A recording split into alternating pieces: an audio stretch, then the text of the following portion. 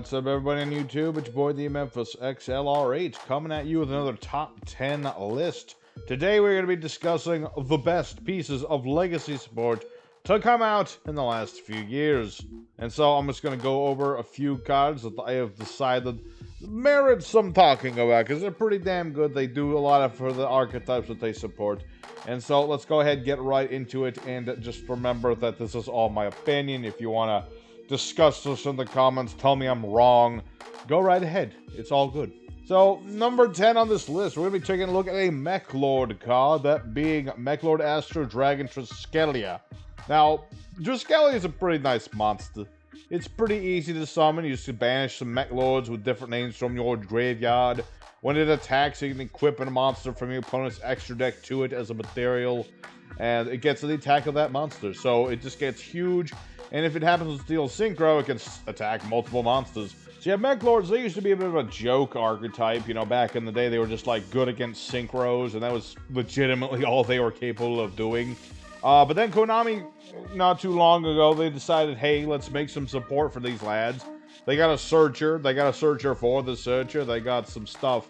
And this big boy TRISKELLA just happened to be, you know, the front runner, which is why he's going to be on the list. You know, you can put any of the materials that Konami gave to the MEXLORDs on this list, except for, you know, the Weisel retrain. Other than that guy's not that great. You know, it's just amazing. A few key pieces of support just really helped tie the MEXLORDs together and made them actually not necessarily a great deck or anything like that, but definitely a lot more credible as a deck, if anything else. So they are in the number 10 spot. Number 9, we're going to be taking a look at BUZZSAW Shark, which is not only an awesome looking monster, but it's got a pretty nice effect. You can take a lot of monster on your field, you target it with this thing, and then you can summon a monster from your deck in defense mode with the same level as that monster, but with a different name. But it can't use its effects. But you know what? Who cares about any of that? Sharks are an archetype of, you know, mostly level 4s, a few level 5s. They're all about Exceed summoning. You know what's important in an Exceed deck is Swarm potential. Okay? That and, well, a lot of decks like Synchros also like Swarm potential, but Exceeds like it too, okay? And Cutter Shark, BUZZSAW Shark, whatever you want to call the boy, he just allows for the swarming that Sharks really didn't have outside of Silent Angler before then. So, very good card, Cutter Shark. Not only does it search out your deck another monster to use the Exceed material, but most importantly, he can alter his level depending on what you want to go. You can go for rank 3, rank 4, or rank 5 with this boy. You can just modulate his level. So it's a very nice piece of support for a very small archetype that didn't really have too much going for it before, but, you know, this Shark and his brother Lantern Shark, they really help out Sharks a lot. Number 8 on our list, we're looking at Cyber Dark Claw, a very nice monster. There was a lot of things wrong with Cyber Darks originally. They had a very restrictive equipping from the graveyard sort of effect. Only level 3 Dark Dragons and all that good stuff. And so when Konami decided to revisit them, they had, of course, to, you know, work that in to all the new support. And so that's what they would claw here. Level 3 Dragon, that is of the Dark variety. He's got 1,600 attack points, so he's good enough. Most important thing about Cyber Dark Claw, as opposed to Cannon, is that this boy, you know, if he, you know, the monster equipped with him battles, you can dump a card from extra deck, which is something that Cyber Darks really enjoyed doing, is just dumping a bunch of big dragons to the graveyard, equipping them with the fusion monsters later in the game. Cyber Dark Claw and Cannon as well, they do a lot of good things for Cyber Darks. It's just another thing, taking a very small archetype that had like nothing going for it, and just giving them a little bit of extra something to make them a lot more playable. So that's why I'm putting this guy on the list. At number 7, we've got Neospatian Connector, a nice little Neospatian support card. When normal summoned, summons the Neospatian or Neos from hand or deck. A very nice bit of swarming. Usually you're going to go for Dolphin, so you can get rid of cards in your opponent's hand. At the very least, you get to look at their hand. And then you go for Zold combos. So, Neospatians didn't really have much in the ways of swarming and whatnot, but Neospatian Connector really helped support them a whole heckin' a lot.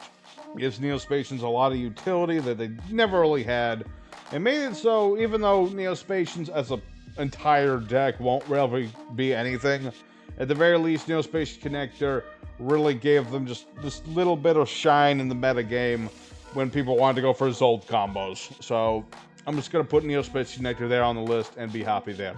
Number 6, we're taking a look at Toon Black Luster Soldier, the newest member of the Toon lineup. Very nice monster. Not only is this guy the easiest to summon Toon, barring Mermaid and Harpy Lady. All you gotta do is tribute monsters whose levels equal 8 or more from your hand. It's very nice. It's amazing, because not only does this guy have targeted banishment, which is cool, you know, it targets any card and banishes it. Plus, unlike all other Toons, this dude can attack the turn that he is summoned, which is just amazing, because normally Toons cannot do that. So it's a nice little thing, you know, just being able to turbo this thing out, beat into your opponent, you know, banish their stuff, whatever you need to do. Gives them a small rank 8 engine if you think about it. Depends on what you got in your hand, obviously, but you could do it. And, you know, I could have put any of the other Toon cards on here. You know, Bookmark was amazing. Toon Terror is amazing. The Harpy's amazing. You know, but I picked Toon Blackluster Soldier because, you know, he's just such a good boy. Really helps out his deck. Next up, we're taking a look at a whole slew of cards, but we gotta select one card, of course. So the card we're selecting is Chaos Summoning Beast at number 5.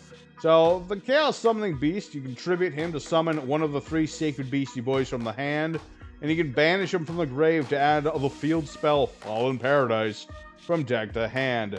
So, when the Sacred Beast Structure deck first came out, a lot of people were thinking that Sacred Beasts were going to become this huge, big meta thing, actually. But, well, that never happened. It never did. But there was potential. And the deck really does do a heck of a lot better. You know, Sacred Beasts used to be like their own thing. You would make a whole deck around them. Hamon was usually the best choice. You put him in like Crystal Beasts or anything with, you know, continuous spell traps.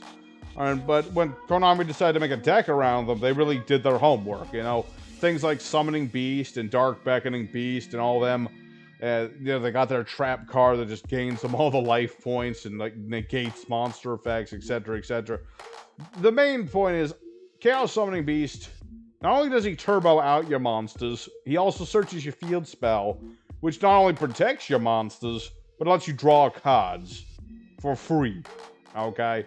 So, Chaos Summoning Beast is just an amazing card for the archetype he was designed for. Just, whoever designed this card really knew what they were doing. They really must have, they must really like the Sacred Beast to make a card this good for them. So, Chaos Summoning Beast is a good boy. He really made Sacred Beast, you know, worth all the effort. Number 4 is a more recent option we got. We got Infernity Wildcat, which is a very nice tuna monster you can summon by ditching an Infernity monster from hand or grave. And it's amazing, you know. Infernities had their time many years ago. They've spent a long time on the limited list, both Arcfiend and Launcher, you know. And so, people have had to make a whole lot of, you know, workarounds for making Infernity work. A lot of Danger Dark World stuff, a lot of alternative ways. But then, you know, Konami decided, hey, let's put some actual support cards for Infernity, and, you know, I was surprised at it. A lot of people surprised at it. It's just an amazing bunch of cards. But Wildcat takes the cake for not only being, you know, easy to special summon by just ditching a monster from the hand, emptying your hand faster, which is what you want to do in Infernities, but it can also banish an Infernity to increase or reduce its level, which is important for a Synchro archetype to do. So that's why I'm putting Wildcat up here. It's just an amazing card for an amazing old archetype that just is never, ever going to be not good. Number 3 on our list is Tez the Panther, a Link monster of Link 2 variety. Very nice monster of good old Gladiator Beast origin. This monster adds any Gladiator Beast card from deck to hand once it is linked summoned. So already it searches out any of your Gladiator Beast cards. It also has the effect of taking a Gladiator Beast, you shuffle it into the deck, summon a new one, and that monster gains its effect. So you cycle through the Gladiator Beast you don't need for the one you do need. So it's just an amazing little bit of support. I mean, there were some other Gladiator Beast support cards, but this one is definitely the king of the lot. You know, this guy helps make your big combos even bigger. You know, he's just searching out your comeback. Your comebacks bringing back a Gladiator Beast. Swap that beast for another beast, usually Augustus. Augustus summons another gladiator beast, etc., etc. Big board, big negates, big beatdown. So that's why I'm putting Test Panther this high on the list. He's just that good. All right, number 2. You could not have a list like this without talking about good old B.E.F. ZELOS. One of the most powerful field spells in the game for one of the greatest archetypes in all of the game. Good old B.E.S. This card took a mediocre bunch of cards and actually made them intimidating. You know, B.E.S. used to be like this joke archetype. You had to like get one on the field. Good luck with that. Get your boss rush on the field, wait for it to your monster gets destroyed, wait for the end phase, then you can do more stuff. This card takes everything BES wants and just turns it up to 11, you know? You add your Bush Rush, all your BES gain attack, your monsters can't be targeted or destroyed by card effects. You can summon a BES from the hand and give it a counter, which is what they want. It gives them everything they could ever want. And it's searchable, terraforming, and metaverse. It's searchable with Pathfinder if you need it.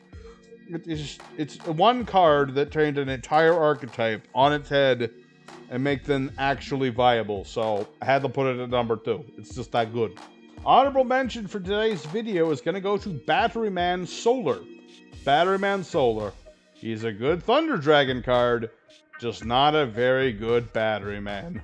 And at number 1 on today's list, we've got Scrap Wyvern.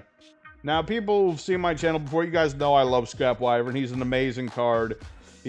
When he hit the scene, Scraps went from okay OTK deck to amazing OTK deck. You combine this dude with their field spell, Scrap Factory, your plays go off. They go off like a rocket. It's incredible. You know, just being able to bring back a scrap, blow up the scrap, summon a scrap from the deck, usually being Golem. Golem revives the scrap from the graveyard. Golem is not once per turn. If he dies or whatever, you get out another one.